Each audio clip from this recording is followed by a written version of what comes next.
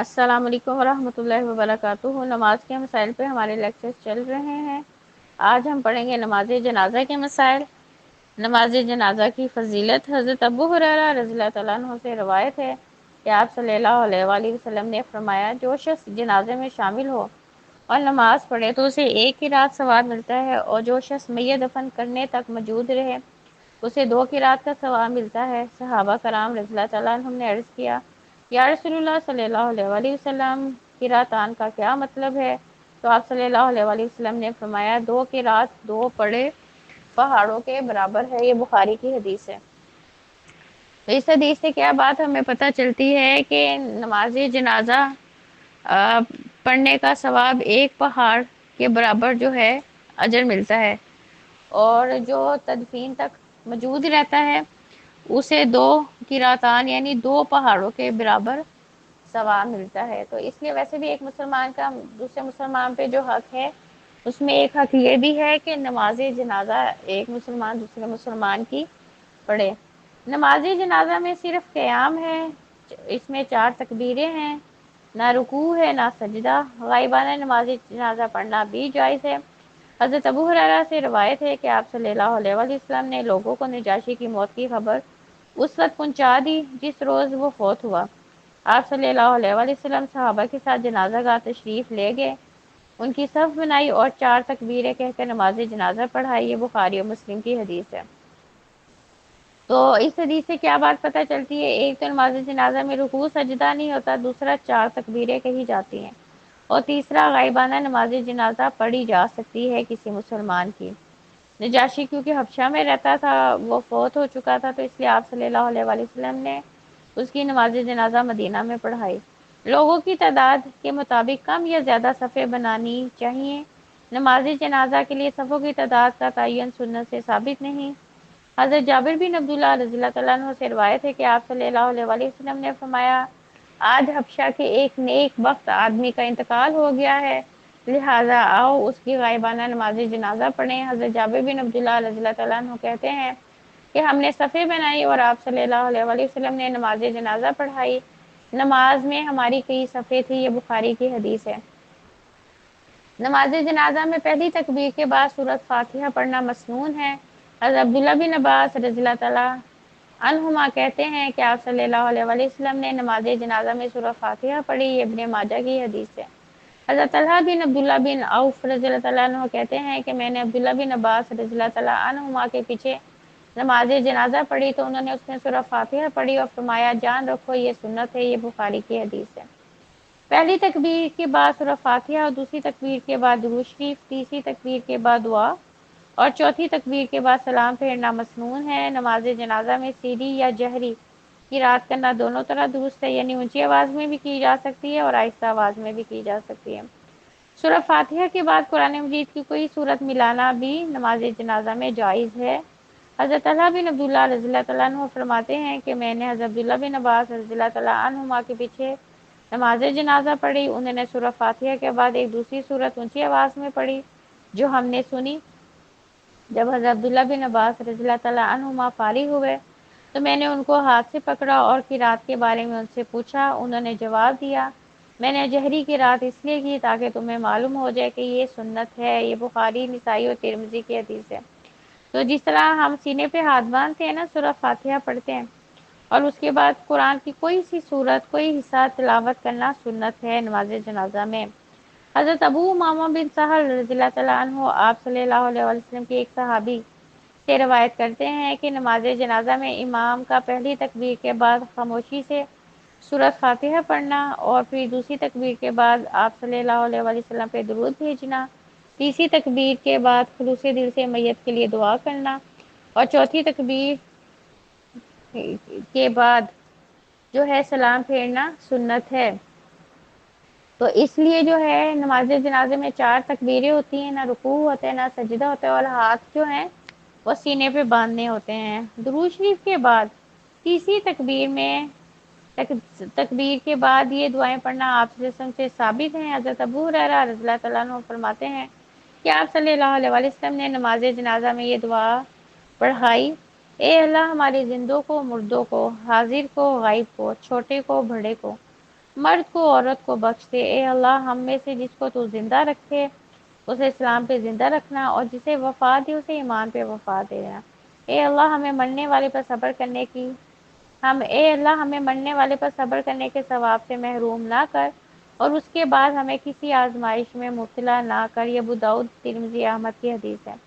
حضرت عوف بن مالک رضی اللہ تعالیٰ عنہ کہتے ہیں کہ آپ صلی اللہ علیہ وسلم نے ایک جنازے پر نماز پڑھی اور میں نے وہ دعا یاد کر لی۔ آپ صلی اللہ علیہ وسلم نے یہ دعا پڑھی، یا اللہ اسے بخش دے، اس پہ رحم فرما، اسے آرام دے اور معاف فرما، اس کی باعزت مہمانی کر، اس کی قبر کو شادہ فرما دے، اسے پانی، برف اور اولوں سے دھو کر اس طرح گناہوں سے پاک اور صاف فرما جس طرح سفید کپڑا میل کچیل سے صاف کیا جاتا ہے، اسے اس کے گھر سے بہتر گھر، اس کے اہل و عیال سے بہتر اہل و عیال، اس کے ساتھی سے بہتر ساتھی عطا فرما، اسے جنت میں داخل فرما اور عذاب قبر اور آگ کے عذاب سے محفوظ رکھ۔ حضرت عوف بن مالک رضی اللہ تعالیٰ عنہ کہتے ہیں کہ یہ دعا سن کر میں نے یہ خواہش کی کاش یہ میری میت ہوتی۔ یہ مسلم کی حدیث ہے۔ تو یہ دونوں دعائیں پڑھنا جنازے میں آپ صلی اللہ علیہ وسلم کی سنت ہے، اور دیکھیں کتنی جامع دعائیں ہیں، اور یہ میت کی مغفرت کے لیے بہترین دعائیں ہیں۔ تو اس لیے یہ دعائیں دونوں ہر مرد کو آنی چاہیے تاکہ کوئی بھی مرد کسی کا نماز جنازہ پڑھا سکے۔ بچے کی جنازے میں یہ دعا پڑھنا مسنون ہے۔ حضرت حسن رضی اللہ تعالیٰ عنہ بچے پہ نماز جنازہ پڑھتے تو اس میں سورہ فاتحہ پڑھتے اور پھر یہ دعا کرتے، اے اللہ اس بچے کو ہمارے لیے پیش رو، میرے کارواں ذخیرہ اور باعث اجر بنا۔ یہ بخاری کی حدیث ہے۔ بچے کیونکہ گناہوں سے پاک ہوتے ہیں تو اس لیے اس میں یہی دعا کی جاتی ہے کہ اللہ تعالیٰ جو ہم اپنے بچے کے جانے پہ غمزدہ ہیں ہمیں صبر دے، اور ہمارے صبر پہ جو ہے آخرت میں ہمیں اجر دیجیے گا۔ نماز جنازہ پڑھنے کے لیے امام کو مرد کے سر اور عورت کے وسط میں کھڑا ہونا چاہیے۔ حضرت ابو غالب رحم اللہ فرماتے ہیں کہ میری موجودگی میں حضرت انس بن مالک رضی اللہ تعالیٰ عنہ نے ایک مرد کے جنازے پہ نماز پڑھی اور میت کے سر کے پاس کھڑے ہوئے۔ اس کے بعد ایک عورت کا جنازہ لایا گیا تو اس میت کے وسط میں کھڑے ہو کر نماز جنازہ پڑھی، اور جو ہے میں نے ان سے پوچھا کہ آپ نے مرد کے سر کے پاس کھڑے ہو کے جو ہے نماز جنازہ پڑھائی، عورت کے درمیان میں کھڑی ہو کے نماز جنازہ پڑھائی، تو حضرت انس رضی اللہ تعالیٰ عنہ نے ان کو جواب دیا، ہاں میں نے آپ صلی اللہ علیہ وسلم کو ایسے ہی کرتے دیکھا تھا۔ تو اس سے کیا بات پتہ چلتی ہے کہ جب امام نے مرد میت کی نماز جنازہ پڑھانی ہے تو اس کے سر کے پاس کھڑے ہونا ہے امام نے، اور عورت کی جب نماز جنازہ پڑھانی ہے تو میت کے درمیان میں کھڑے ہو کر نماز جنازہ پڑھانی ہے۔ نماز جنازہ کی تمام تکبیروں میں ہاتھ اٹھانے چاہیے۔ حضرت عبداللہ بن عمر رضی اللہ تعالیٰ عنہما نماز جنازہ کی تمام تکبیروں میں ہاتھ اٹھایا کرتے تھے۔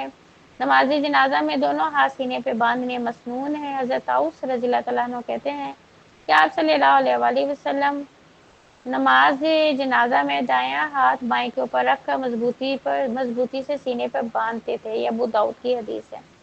نماز جنازہ میں صرف ایک سلام کہہ کر نماز جنازہ ختم کرنا بھی جائز ہے۔ حضرت ابو ہریرہ رضی اللہ تعالیٰ عنہ سے روایت ہے کہ آپ صلی اللہ علیہ وآلہ وسلم نے نماز جنازہ پڑھائی، اس میں 4 تکبیریں کہیں اور ایک سلام کہا۔ یہ حاکم کی حدیث ہے۔ ایک سلام بھی کیا جا سکتے ہیں، 2 سلام کرنے بھی جائز ہے۔ جس طرح ہر نماز کا اختتام سلام بھی ہوتا ہے نا، اسی طرح نماز جنازہ کا اختتام بھی سلام پر ہوتا ہے۔ دائیں طرف ایک سلام کر کے بھی اختتام کیا جا سکتا ہے، دونوں طرف سلام کر کے بھی اختتام جو ہے وہ کیا جا سکتا ہے۔ مسجد میں نماز جنازہ پڑھنا جائز ہے، عورت نماز جنازہ پڑھ سکتی ہے۔ حضرت ابو سلمہ بن عبد الرحمن رضی اللہ تعالیٰ عنہ روایت کرتے ہیں کہ جب حضرت سعد بن ابی وقاص کا انتقال ہوا، حضرت عائشہ رضی اللہ تعالیٰ عنہ نے فرمایا سعد رضی اللہ تعالیٰ عنہ کا جنازہ مسجد میں لاؤ تاکہ میں بھی پڑھ لوں۔ لوگوں نے مسجد میں جنازہ پڑھنا ناپسند کیا تو حضرت عائشہ رضی اللہ تعالیٰ عنہ نے فرمایا واللہ رسول اللہ صلی اللہ علیہ وسلم نے بیضہ کے دونوں بیٹوں یعنی سہیل اور اس کے بھائی کی نماز جنازہ مسجد میں پڑھی ہے۔ یہ مسلم کی حدیث ہے۔ تو اس حدیث سے ایک بات پتہ چلتی ہے کہ نماز جنازہ مسجد میں بھی پڑھی جا سکتی ہے، نمبر 2 عورت بھی پڑھ سکتی ہے۔ اب ہمارے پاکستان میں بھی بہت سی مساجد ایسی ہیں جہاں خواتین کے لیے جمعہ کی نماز کا انتظام بھی ہوتا ہے، نماز تراویح کا انتظام بھی ہوتا ہے۔ تو اس لیے اگر کوئی ایسی مسجد ہے جہاں خواتین کا انتظام ہے اور وہاں کسی میت کی نماز جنازہ پڑھی جانی ہے تو خواتین بھی اس مسجد میں جا کے نماز جنازہ پڑھ سکتی ہیں۔ قبرستان میں نماز جنازہ پڑھنا منع ہے۔ حضرت انس بن مالک سے روایت ہے کہ آپ صلی اللہ علیہ وآلہ وسلم روایت ہے کہ آپ صلی اللہ علیہ وسلم نے ہمیں قبرستان میں نماز جنازہ پڑھنے سے منع فرمایا ہے۔ یہ طبرانی کی حدیث ہے۔ اب قبرستان میں نماز جنازہ کیوں نہیں پڑھنا ہے؟ قبروں میں نماز جنازہ، قبرستان میں نماز جنازہ پڑھنے سے قبروں کو سجدے کا امکان ہوتا ہے، اس لیے قبرستان میں جنازہ پڑھنا منع ہے۔